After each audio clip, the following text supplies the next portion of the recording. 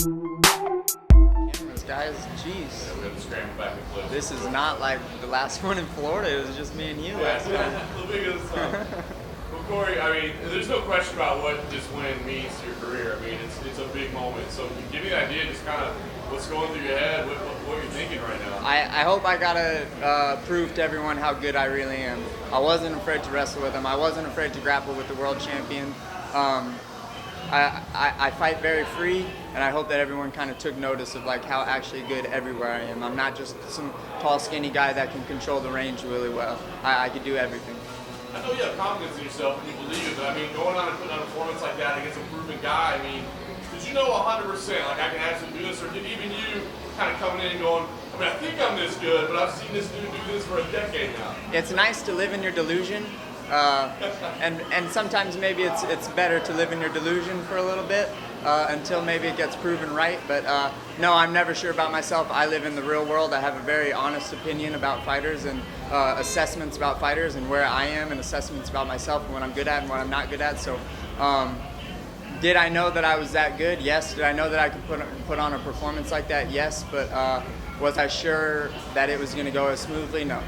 So what should come next for you? Because I mean, now people are going to say, look, you proved you can fight at the top, but does that mean this division's deep right now? So are you saying I need to be, at the very top right now, or do you feel like this is still an evolution process? No, I'm getting better every single day. Whenever the UFC wants to give me the belt, I said I'll take it. I know that we're living in the age of money fights and whatever it may be, however they're matchmaking.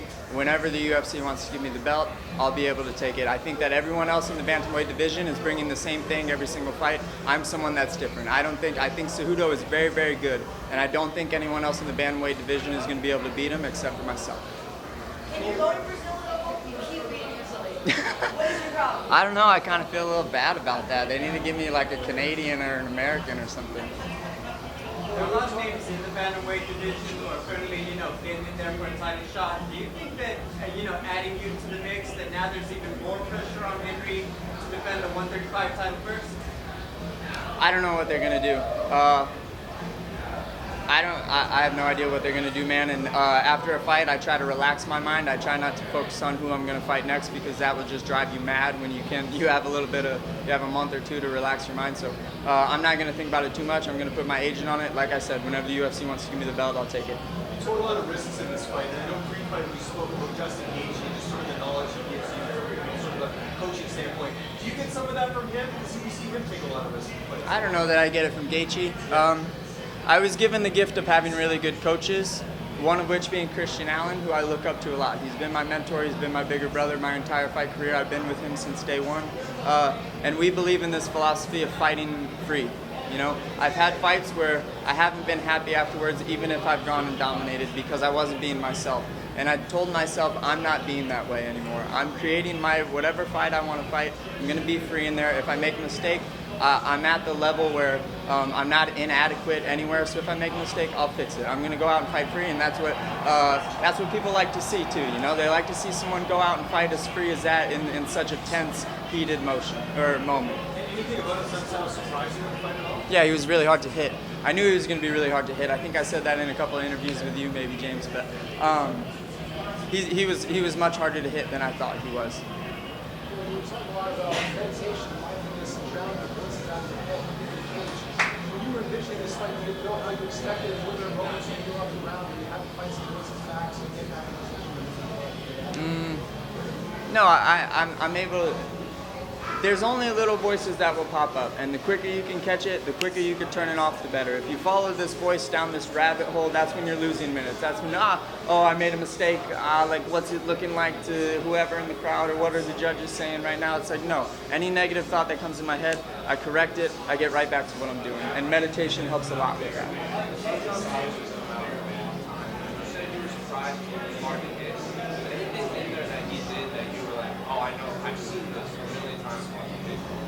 He was good at parrying. His guard was very good. But I knew that was going to be the case. I'm fairly good at hitting people and scoring clean shots. And he was much harder than any other opponent I've probably ever faced. You get pretty open with your admiration for Dominic Cruz. I don't know if pressure is the word, but it's never in the back of your mind that you're fighting one of his while he's confident. No, I have no thought in the fight. But at the same time, there is this level of where I'll maybe if I'm driving in my car to practice, and that'll bump into my mind, you know, where it's like, oh man, like when I was 17 and I was watching this guy on TV, that was really cool for me. That's where I developed my style from. That was kind of my point A. And to think that he's a competitor now is kind of cool, you know. But I don't want him to know that it's that cool because I don't want him to have a mental edge if we ever have to stand across from each other. Huh? No, I haven't seen him yet. Seems like you've really got the mental aspects figured out. In a lot of ways, the brain is kind of the hardest thing. What was the last? I didn't hear the last part.